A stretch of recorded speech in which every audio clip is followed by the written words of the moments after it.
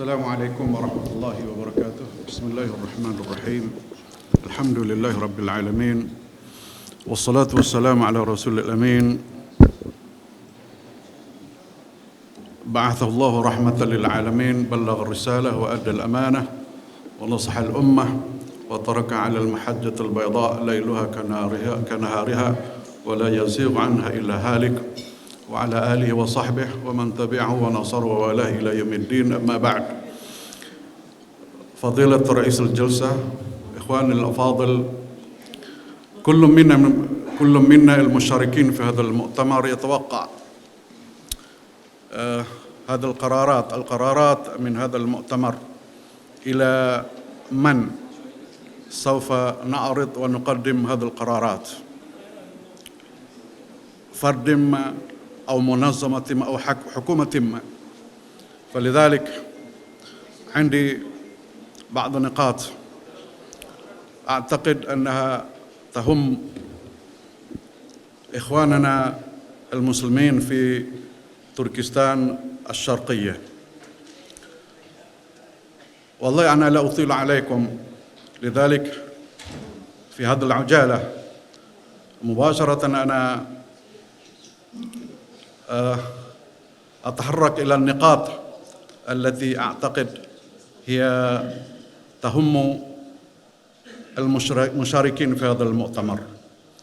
النقطة الأولى هي كل دولة من الدول الإسلامية في العالم، شعبها ومجتمعها وحكومتها، لابد من أن تضحي قصارى جهودها والوقوف على قلب رجل واحد ووقفة واحدة نحو قضية تركستان الشرقية.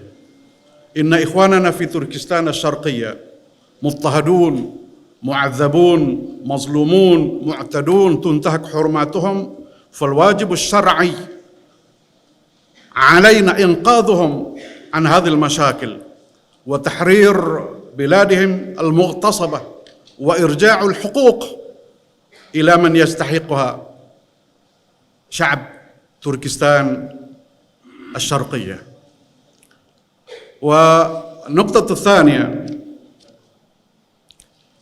علينا المشاركين في هذا المؤتمر من أساتذة المدارس والجامعات والسياسيين وأعضاء المنظمات والعلماء الفضلاء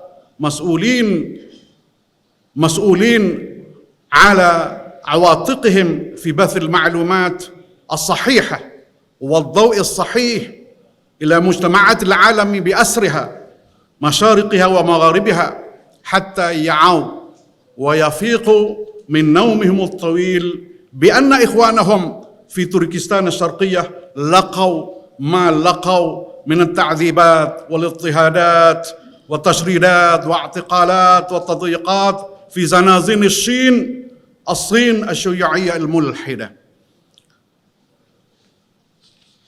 إخوان الفاضل، النقطة الثالثة،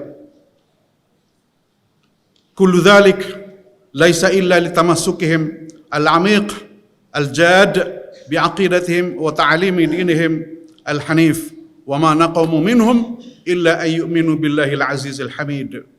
لابد أن تكون هنالك حملة صامدة صادقة مضغطة إذا صح التعبير إلى المنظمات العالمية، ومن ضمنها طبعا الأمم المتحدة ومنظمة التعاون الإسلامي العالمي ورابطة العالم الإسلامي ورابطة الجامعات الإسلامية وما إلى ذلك من المنظمات، لإيجاد مجلس خاص لتحرير إيغور وأرض تركستان الشرقية، ليعيش أهلها مطمئنين كما يتمتع أهل بلدان المحيطة بها في آسيا الوسطى، منها تاجكستان، سجستان، أفغانستان، باكستان والتنتان كلها. كل استانات يعني. وختاما، النقطة الأخيرة، نحن في أمس الحاجة إلى حملة استقلال وتحرير تركستان الشرقية بشتى الأساليب والقواعد الممنهجة والمبرمجة، وباستخدام عدة لغات العالم المشهورة المعروفة، يعني الإنجليزية والعربية والأردية والإندونيسية والماليزية واللغات الأوروبية الأخرى، حتى يعرف مجتمع العالم بحذافيره مدى المعاناة التي يواجهها شعبنا الصامد تركستان الشرقية. رايتنا واحدة، ألا وهي استقلال تركستان الشرقية من الصين الغاصبة الظالمة. شكرا وجزاكم الله وبارك الله فيكم.